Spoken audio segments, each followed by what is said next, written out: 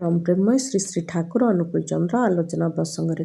में जीवनर प्रत्येक निश्वास भगवान जपरी जाग्रत था आम भितर तेज ही चलबार स्फूर्ति कहबार स्फूर्ति और कर स्फूर्ति से जाग्रत रहा माने ही संगे जोगयुक्त रहा यही अवस्था साधक पाखे किसी भी असाध्य रुहे ना सबकि आयत भितर आसी जाए समस्त प्रतिकूल परिवेश को निजर अधीन को नहीं आसवा संभव हो पारे। सेहीपरि त्रैलोक्यनाथ चक्रवर्ती को थरे जड़े ब्रह्मचारी अपदस्थ करने उद्देश्य गोटे सभारे श्रीमद् भगवत गीतार 15 अध्यायर गोटे श्लोक वाक्य कहती।